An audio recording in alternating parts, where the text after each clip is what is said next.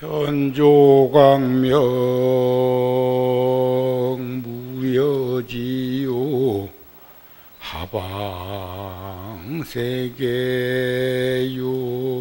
하방세계요암야 이니라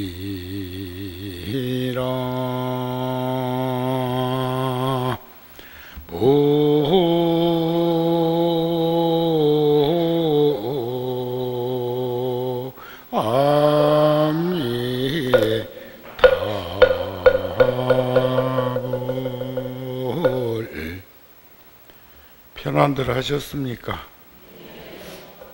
우리 불교는 일반적으로 사람으로 태어나는 것이 불교를, 부처님의 가르침을 수행하는데 가장 도움이 된다, 이렇게 말을 하지요. 불교에서는 인간을 가장 이상적인 존재로 생각한다. 또 인간으로 태어났어도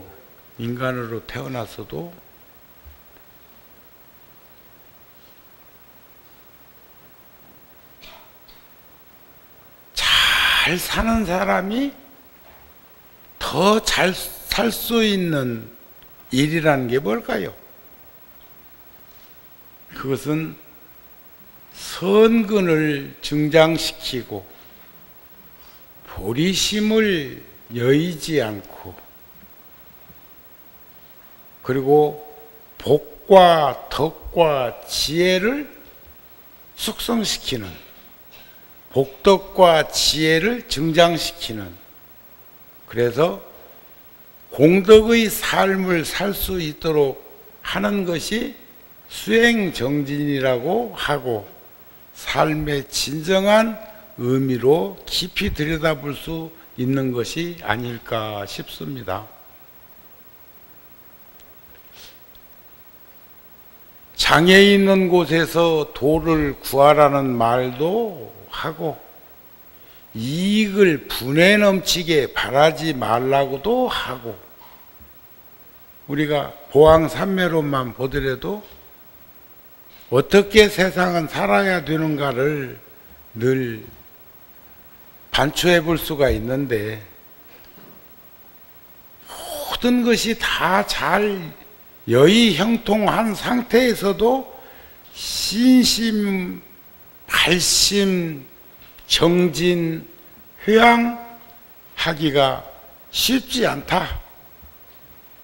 어려움이 있을 때 극복하고 나아갈 수 있는 그런 것을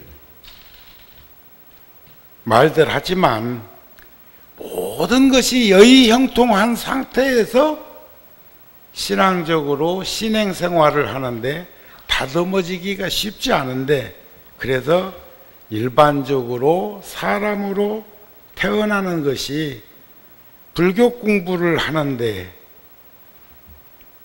인간을 가장 이상적인 존재로 보는 연유는, 육도 가운데에서도 천당에 가 있으면 말이야, 천당도 여러 천당이 있는데 장수천이라는 천당에 가면은 얼마나 오래 사는지 지겹대요. 사는 것도 얼마나 세상이 좋은지 극락버금간대요. 그런데도 거기에서 우리가 자기 모습을 굳건하게 부동의 위치로서 살아갈 수 있기가 쉽지 않다. 그래서 불교에서는 천신으로 태어나는 것은 인간 생활, 인간의 삶으로, 인간 생활로 태어나서 사는 것보다 훨씬 더 장애가 많다고 하는 연유를 우리들은 들여다봤으면 좋겠다. 신의 형태로 존재하면 전지전능하지는 못하더라도 인간보다 월등하기 때문에 공부하는 데 장애가 많고 효과적이지 못하다, 이렇게 이제 이 얘기들을 하고, 또 특히 제가 몇 달 전에 한번 말씀드렸죠. 그 서양 영화 갓 오브 이집트 같은 데 보면 인간보다 훨씬 더 차원이 높은, 인간 세상보다 차원 높은 세상이 또 있어요. 아수라 같은 세상도 무기체제로 보면은 지금 인간 세상에서는 상상하지 못하는 무기들을 갖고 다니면서 내 전쟁하는 그런 세상도 안 있습니까?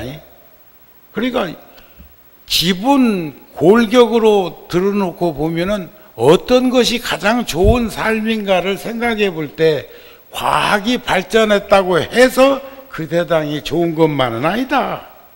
이 세상의 모든 생명체들은 착각과 번뇌에 지배당하고 있는 일들이 많다. 어떤 의미로는 업으로 인한 착각과 번뇌가 우리들의 인생을 어렵고 고통과 괴로움을 끊임없이 반복해서 주는, 번뇌라는 게 결국은 탐욕과 어리석음과 분노심을 촉발하는 그런 것이 번뇌니까, 어렵게 만들어가고 있는 그런 근본이 거기서부터 비롯되는 것이라는 걸 생각해 본다면, 인간 세상에 태어났을 때 힘들고 어렵고 젊어 고생은 사서도 하고 이런 고생은 당연히 해야 되는 것처럼 그렇게 생각하면서 살아가고 있는 거기에서 우리는 한 걸음 더 나아갈 수 있는 지혜를 증작하는 그런 덕목을 찾아봐야 되겠다. 그러기 위해서는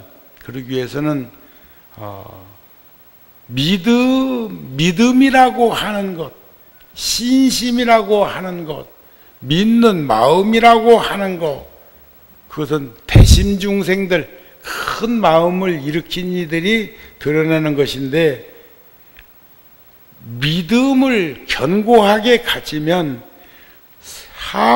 세상을 긍정적으로 보려고 한다 그래. 긍정적으로. 그러나 부정적인 생각이라는 것은 의심병이죠. 전에 한번 그런 말씀 드렸는데, 부처님이시여, 의심이라는 게 뭡니까? 의심. 부처님이 하시는 말씀이 대개는 의심하지 않는 것이 의심이다 그래요. 아, 나도 의심 안 해? 응? 나 의심 안 해? 하면 그게 의심이라는데. 앞으로는 잘 새기세요.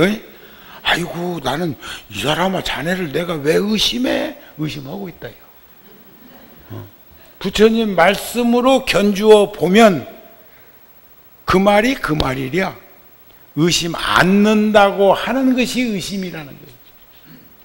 진정으로 믿으면 너를 믿는다, 믿지 않는다, 이런 가변을 오락가락 생멸, 증감, 미추, 대소를 거기서 논단하지 않는다, 이런 말 아니겠어요? 그러니까 의심이라는 것은 겨죽 부정적인 사고, 믿음이라고 하는 것은 긍정적인 사고로 사물들을 본다. 그래서 지식이라고 하는 것은 결국 생각, 번뇌, 망상, 이런 지식이 많은 사람은 자기 자신의 지식 속에 갇혀버린다는 거예요. 그 특이한 예가 있지요. 그 누구도 자기 자신의 그 이기적인, 그걸 에고이즘? 에고를 뚫고 들어갈 수가 없다는 거예요. 그래서 저는 어렸을 때부터 늘 저 스스로에게도 무지한 사람은 되지 말자. 무식한 것은 오늘 아침이든가 서울대학 철학과를 나왔는데 생기기를 참 험하게 얼굴 생겼습니다. 공중파 방송에 나오는데, 그런데 언제부터인가 한 20년 전에 촌에 내려가 가지고 저 변산반도에 가 가지고 농사 짓고 있고 그러는데, 그분의 얘기를 이렇게 듣다 보니까 막수주의자들이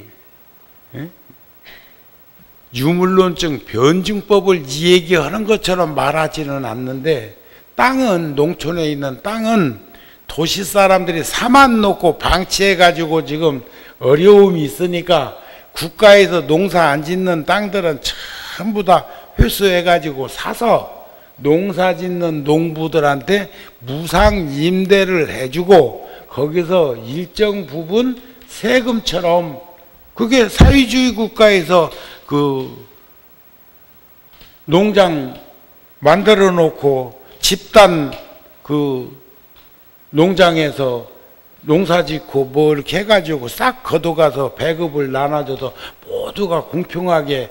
근데 내가 살아보니까 사바세계는 내 것이 조금 있어야 되고 썼대다. 응? 사바세계는 사회주의 국가가 망한 연유가 내 것이 없어서 그래. 이래도 주고 저래도 주고, 응? 이래도 살고 저래도 살고.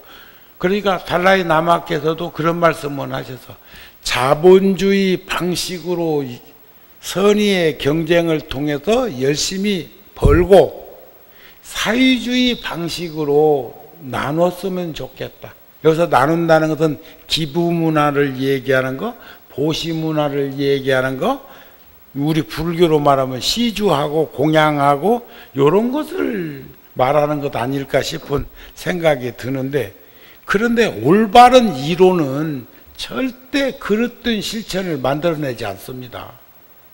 그런 거 보면 사회주의 국가에서 절대평등, 만민평등 뭐 해가지고 싹 혹을 들여가지고 이게 공평하게 나눠준다고 그러는데, 여기서 몇십 킬로만 건너가면은 저 북한인데 그 동네가 지금 그런가 하고 보면은 다 아시잖아요. 아시죠? 여기가 월등히 나은 세상 아니요? 그러기 위해서는 우리가 또 열심히 살긴 살아야 돼요. 그리고 웅초만 쥐고 있지 말고, 저번 말씀드렸죠. 제가 네팔 갔다 와서 초하룻날 법문할 때 얘기를 했었어요. 그 어린 사미가 35년 전에 내가 맺었던 사미들은 인도를 떠날 때 월화 스님과 벽안 스님이라고는 두 통도사 노스님이 각각 5만 원씩 약속하신 것처럼 저에게 인도 가면서 쓰라고 돈을 주셨는데, 그게 82년도 1월 달이요. 그 돈을 따로 바꿔서 비닐봉지에다 꼭 싸서 꼭 아주 소중한 곳에 쓰임새 있게 쓰겠다고 다짐을 하고 갔다가 한 3, 40명 어린 스님들이 머리에 기계충이 드덕드덕 있어서 그 아이들을 싹 데리고 구멍가게 같은 병원일까? 구멍가게 같은 약국일까? 그런 오지에서 거기 가가지고 치료하는데 한 일주일 치료하면 낫겠는데, 그때가 100불에 8만 원 정도 할 때니까 한 반절쯤 쓴 것 같아. 한 4, 5만 불 정도, 4, 5만 원 정도를 거기다가 돈을 주고, 그리고도 돈이 한 반절쯤 남았어. 반절쯤 남은 돈을 또 주머니에다 넣고 갔다가 일을 보고 한 보름쯤 있다가 거기 왔을 때 그 어린 스님들 머리가 싹 다 나가고 상처만 남아 있어. 기계충이라는 거 알죠? 우리 어렸을 적에 그 면역 체계가 약했을 적에 우리도 다 노출되어 있었어. 6.25 전후 세대들은. 지금은 그런 게 어디 있습니까? 그런 그 어린 사미들이 지금 어른이 되어서 40대 10세 미만이 한 30년 35년 지나면서 어른이 되어가지고 그렇게 활발하게 지역에서 활동을 하고 이바지하는 스님들이 있었는가 하면, 에베레스트 쪽에 이번 지진 나가지고 그 어려움을 겪는 곳에 뭔가 도움을 좀 줘야 된다는 생각을 가지고 면 장갑을 제가 1,500컬레, 면 장갑 아시죠? 돈으로는 30만 원밖에 안 돼. 아이고, 내가 또 이런다. 30만 원이 얼마나 큰 돈인데 또 30만 원밖에 안 된다고 그럴까? 큰일 났네. 용서하세요. 무게중심에 비해서 그랬다는 거예요. 60kg이야. 큰 박스로 3박스. 그걸 네팔 가면서 가지고 갔어요. 그래도 비행기 자주 탔다고 또 여기 열애사 인연 있는 불자가 인천공항의 과장이다? 응? 그 대한항공 과장인데 그분이 그런 일이 있을 때는 자기 그 침 닿는 데까지 도움을 줍니다. 고맙죠. 감사하고. 그래서 그분이 그래도 그걸 초과 비용을 안 물고 또 혼자 간 건 아니었지만 그렇게 해서 이제 가지고 갔어. 그건 이제 그 부서진 곳에 일을 하는 그 지역 주민들이 맨손으로 돌을 이렇게 자갈을 만들다가 다치고 피나고 한다고 해서 면 장갑을 가지고 그렇게 이제 갔는데 우리 5월달 잡지에 보면 그 청소년들이 내가 이렇게 절에 들어가고 있을 적에 거기 이렇게 있는 사진도 한 장 있는데, 응? 그랬는데 거기에 스님들이 어린 스님들이 10세 미만의 어린 스님들이 수부룩했는데 그 중에 한 어린 스님이 한 7살쯤이나 먹어 보이는 그 어린 스님이 나한테 천을, 축복에 천을 그것도 쭉 피워놓지도 못하고 손때 묻은 그 자그마한 천을 내 앞에다가 부끄러운 그런 쑥스러운 그런 기분으로 슬그머니 놓고 가는데 거기에 뭔가 있는 것 같아서 손으로 움켜보니까 거기에 뭐가 있어. 살그머니 피워보니까 돈이 들어있어. 그 어린 것이 저에게 돈까지 보시한 거예요. 그러면 그런 데 갔을 적에 거기 대중들이 그 지역의 주민들이 저한테 그렇게 공양 올린 것을 절대 난 가지고 온 적은 없습니다. 그러면 그것을 거기다 놓고 오면 절에서 알아서 절에서 쓰지. 그걸 내가 갖고 오겠어? 여기서도 안 그러는 일을 거기서 그러겠냐고? 그런데 그 아이가 보고 싶어. 그 아이를 찾고 싶었어. 그래서 제가 그걸 들고 나와서 이걸 나에게 놓고 간 어린 사미 스님을 만났으면 좋겠다. 그랬더니 어른들이 알아. 그 아이를, 그 아이가 그걸 갖고 온 걸 알아. 어떻게 아느냐? 한 푼도 없는 어린 것이 아침 일찍이 공부 가르치는 스님한테 와서 돈 2,000원만 빌려달라고 그러더라는 거예요. 2,000원만. 응? 그래서 왜 뭐 하려고? 그러니까 오늘 코리아에서 큰 스님 오시는데 보시하려고. 이건 충격이에요. 충격. 응? 감격이요. 감격. 그 어린 코올리개가 그래 그 스님이 2,000원을 준 게 아니고 1,000원 줬대요. 1,000원. 그 1,000원을 백루피 1,000원을 그 천에다 싸가지고 슬그머니 내 앞에 법상에 앉아있는 여기에 이 앞에다가 놓고는 그저 합장하고 뒷걸음쳐서 갔단 말이야. 그런데 그게 궁금해서 내가 들고 나와가지고 그걸 확인한 거예요. 지금도 그 어린 사미를 떠올리면 가슴이 벅차고 감격스럽습니다. 제가 그 절에 지원하려고 갔기 때문에 학교를 새로 지어야 되는 상황이고 또 그 옆에서는 그 어려운 난민들과 오지에 있는 이들을 치료하고 위한 병원도 차려서 병실도 지어야 되는 그런 현장에 갔기 때문에 일정 부분은 담아가지고 갔겠습니까? 장갑도 1500클리나 가지고 갔는데,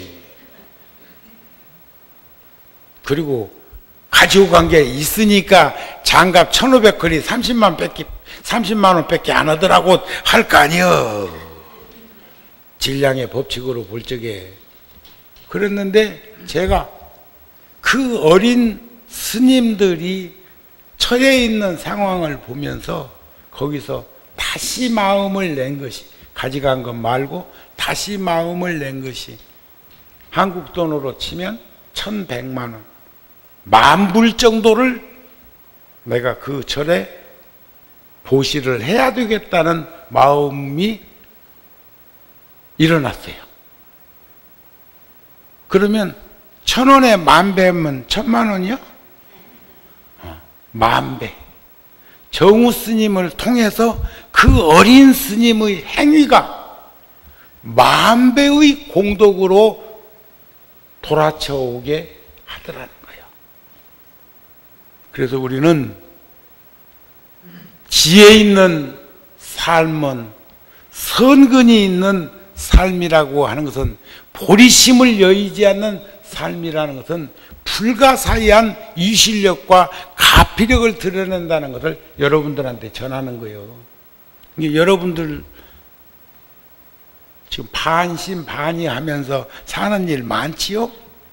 또 그런가 하면은 지금 상황이 얼마나 지금 사회 환경이 어렵습니까? 경제적으로도 어렵고 그러는데도 우리는 자기 도리, 자기 본분 잃어버리지 않기 위해서 노력하는 우리 어버이들의 그 마음을 충분히 인식하면서도 우리는 자꾸 퇴색되어 가는 것으로부터 자기 모습을 잃어버리지 않도록 해야 하지 않을까.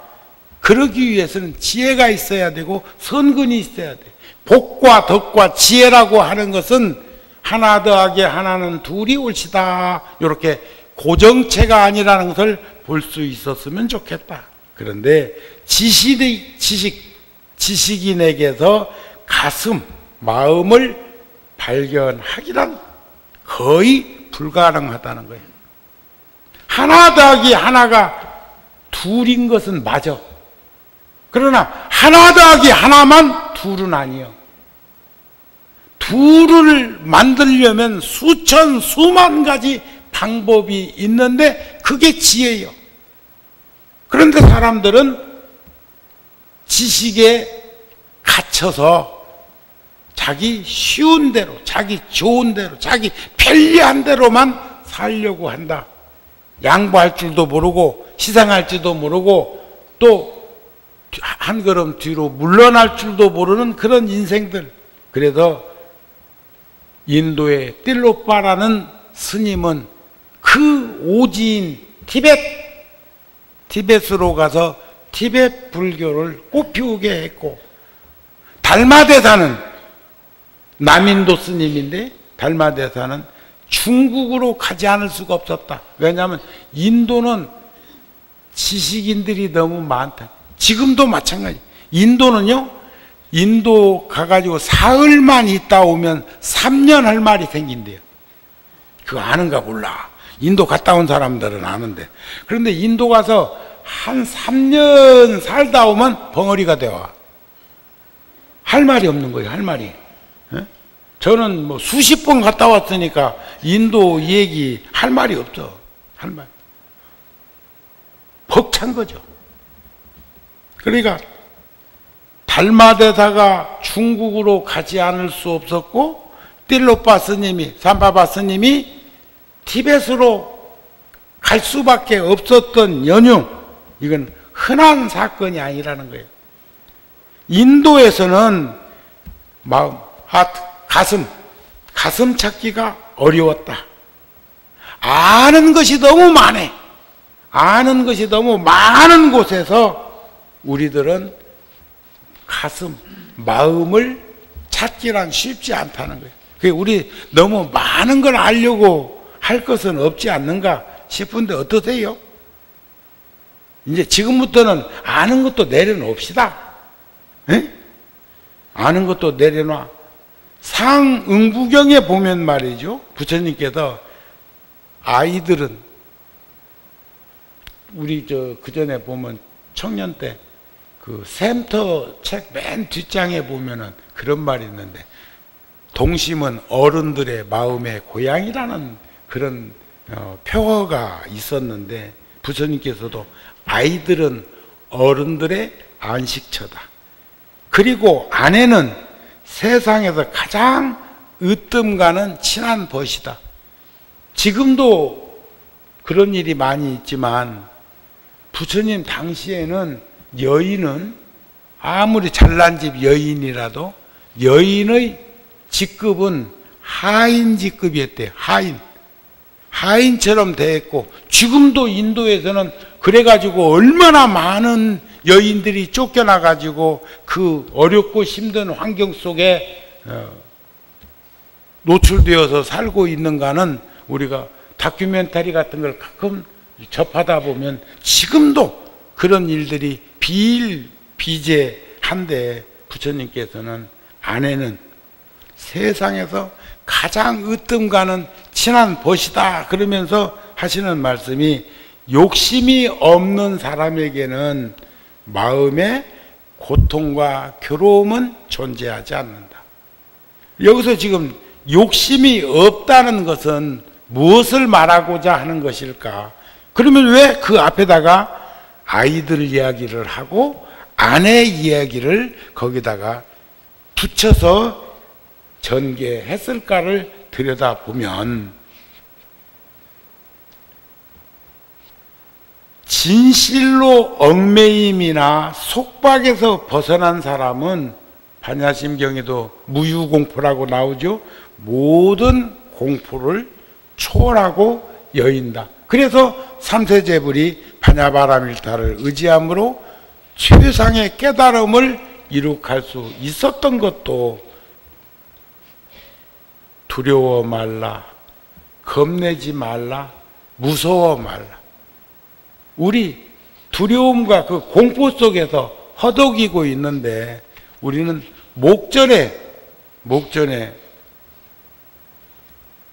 그 자리를 만났을 때 미소 지을 수 있는 우리들이 될 수 있을까? 저도 경험은 있어요. 미숫가루 인도에서 한 입 물었다가 그 식탐이 많은 아이가 벌써 이게 30년도 넘은 이야기인데, 그때 누가 인도에서 만나갖고, 아이고 우리는 그룹으로 댕기니까 야 미숫가루가 필요 없는데 누가 주워서 갖고 오기는 갖고 왔는데 니나 먹어라 하면서 던져주고 가서, 그걸 잊는 게 이제 죄고 잊는 게 이제 문제지. 하루 이틀씩 기차를 타고 가다 보면은 참 뭐 씻을 때도 없고 뭐 그냥 그러다 보니까 있는 게 병이요, 있는 게. 그리고 고기 없었으면 단식도 할란지라 참았을 건데, 고기에 또 주고 간 것이 있으니까 남 안 보는 데도 슬그머니 한입 문다고 열착한 사이, 그 사이가 화장실이 있는데 아니야? 거기서 비닐봉지 밑에다 손 집어넣어가지고 한입 물었다가 입천장에 딱 달라붙고 식도 기도를 메꿔가지고 이제 죽는 판이요. 그럴 줄 알았으면 숨이라도 좀 깊게 들여 키워놓고 조금 더 버텨볼 걸. 금방 이제 자지러지는 판인데, 그 불과 몇 초, 찰나지간에도 1년 만년이라더니 그 찰나지간에 순식간에 수만 가지 생각이 다 오는 거예요. 별별 생각이 다 그 짧은 시간에 죽음을 목전에 두고도 그런 생각이 듭디다. 그러니까 내 주머니에 지금 한 3,000불 정도 있었어. 3,000불 조금 없었어. 그때 가지고 갈 수 있는 돈이 3,000불 갖고 갈 때니까. 그러면 어느 놈이 먹을까 싶고.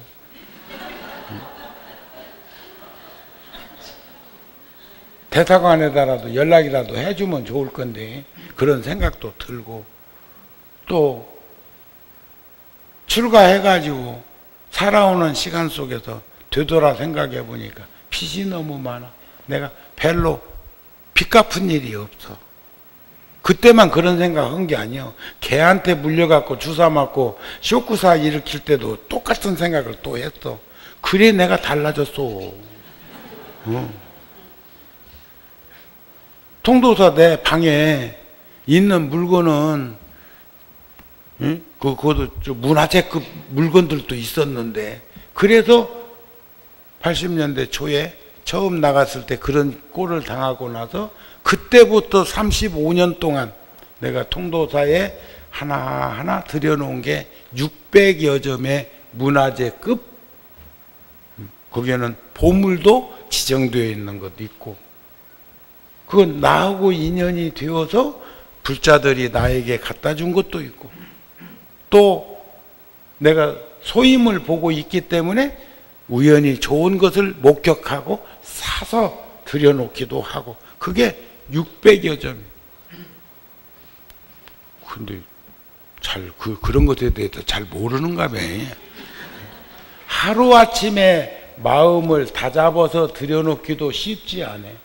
그런데 35년 동안 꾸준하게 한 점 한 점 생기는 대로 들여놓은 것을 별로 감정 없이 받아들이는 것 보니까 여러분들은 바보 아니면 그건 굉장한 거예요. 그거 쉬운 거 아니야. 뭐 경험들 없는가 봐. 지금도 다 움켜쥐고 있으면서 좀 이제는 움켜준 거 내려놓으세요. 자, 헛된 삶으로 이끌어지는 그릇된 집착을 버리고, 집착이란 치우치고 얽매이고 빠지는 거지. 집착을 버리고 세상을 있는 그대로 볼 수 있을 때 우리는 죽음에 대한 공포나 두려움도 사라진다는 거예요. 정우 스님도 그때 참 공포스러웠죠. 생각해봐. 기도식도가 막혔는데 미숫가루가 달라붙어서 그때 참 만감이 교차하는 순간에 눈시울이 붉어지고, 이게 타고 내려와서 입을 적신 게 아니야. 그렇게 오감이 열리니까 입안에 설탕을 넣어서 버물러 놓은 미숫가루가 조금 녹으면서 킥 하니까 기도가 터진 거예요. 그렇으면 목전에 죽음을 목격한 정우가 달라져야 되는 거 아닌가요? 그렇지 않았으면 나도 신선노름하다 도끼사료 썩더라도 신선노름하다가 내가 그렇게 살았을지도 몰라. 지금의 정우 스님을, 저를 어느 정도 아는 스님들은 가끔 그렇게 어른들도 말씀하셔요. 전화 같은 건 통한다든지 이렇게 배웠을 적에 아이고 우리 정우보살, 아이고 우리 원력보살, 아이고, 그 앞에다 아이고는 왜 넣어?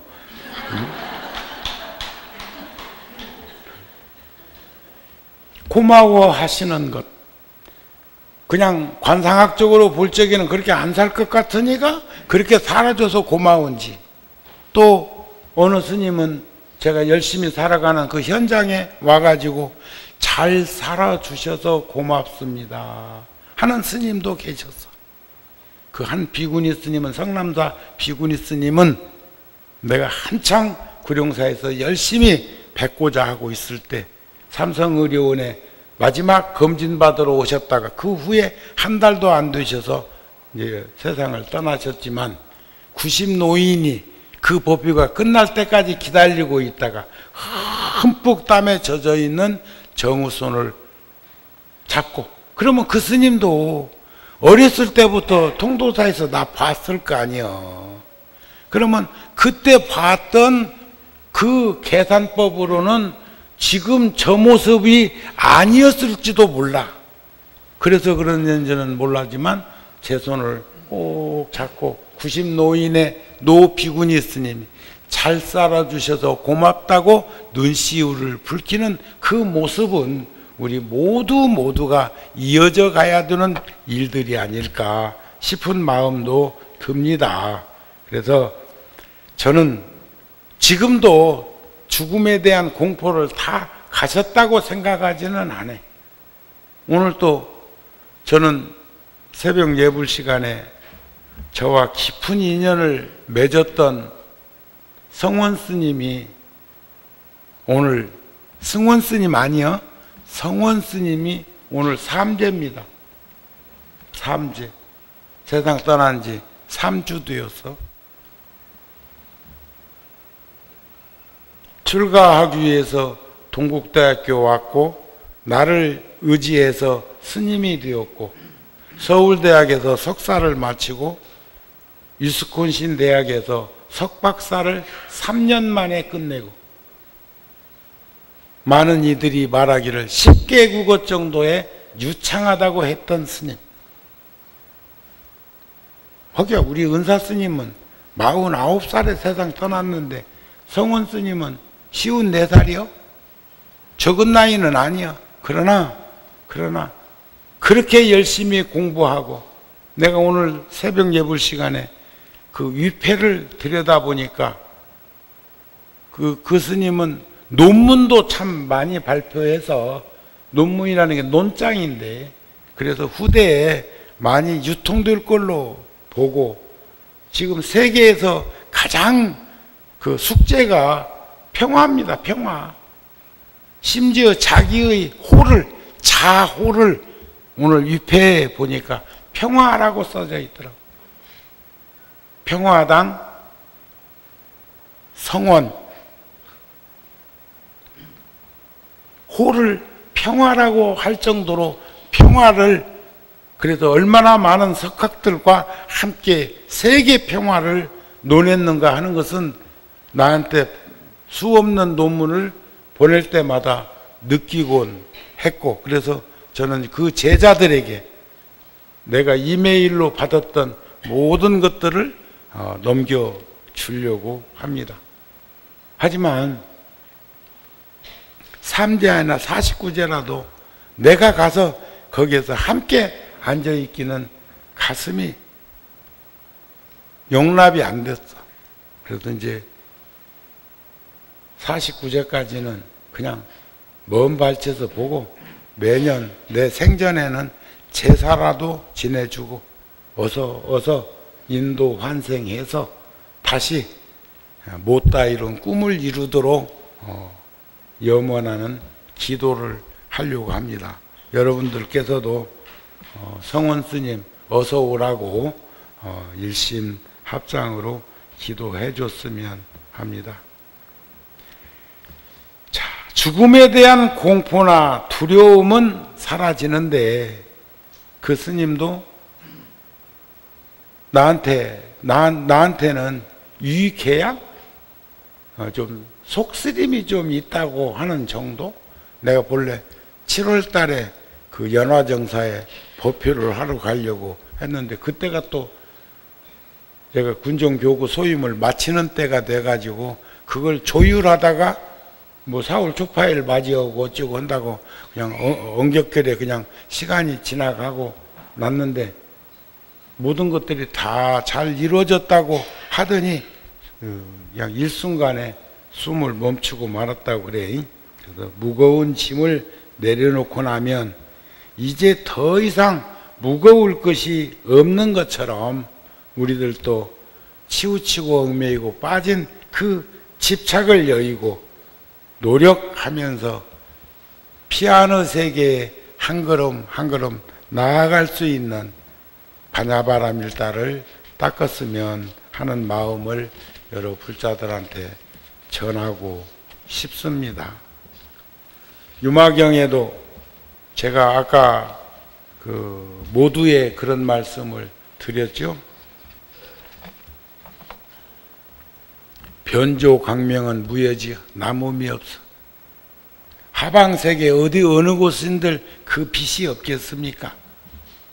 그래서 생사의 이 육도 윤회하는 세상에 머물러 있으면서도 거기 물들지 않으려고 하는 게 수행이고, 또 번뇌가 일어나지 않는 열반의 세계에 있으면서도 나고 죽는 생사대에 그대로 머물러 있을 수 있는 것이 보살의 행원이라고 하지요.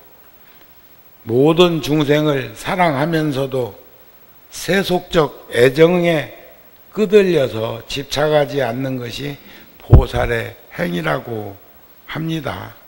그래서 우리는 항상 달라이라마가 말씀하셨던 것처럼 행복하고 행복했으면 합니다. 남을 돕는다고 하면 보통은 자신을 희생해야 도울 수 있는 것으로 생각하지만 살아보면 그렇지 않아요. 받는 것보다 주는 것이 훨씬 더 크고 광대해. 그리고 남을 도울 때 가장 덕을 보는 이는 자기 자신이요. 내가 살아오면서 체득한 일이요.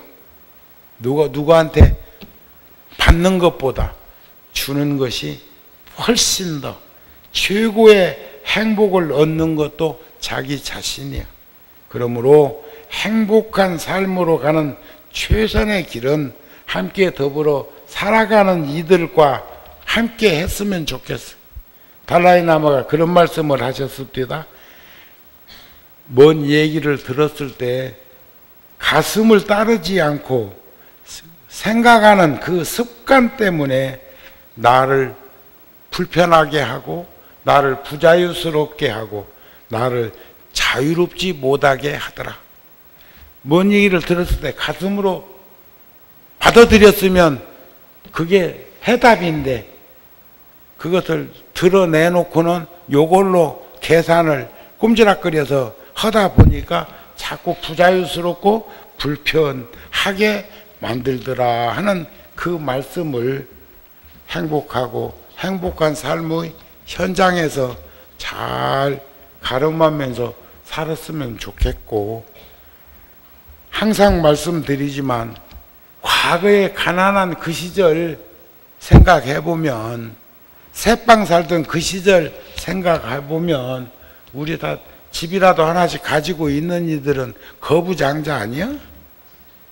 옛날에 대중교통 이용하다가 요즘 뭐 집집마다 차 없는 집이 있어? 이것저것 생각해 보면 다 우리는 복된 현실을 너무 과하게 그렇게 쉽게 생각하는 것 아닐까 하는 마음이 듭니다. 우리 함께 더불어 살아가는 가족과 이웃과 그리고 인연 있는 모든 이들과 함께 행복한 삶이 될 수 있도록 우리가 자양분이 되었으면 한다는 말씀으로 오늘 법회를 마치겠습니다. 성불하십시오.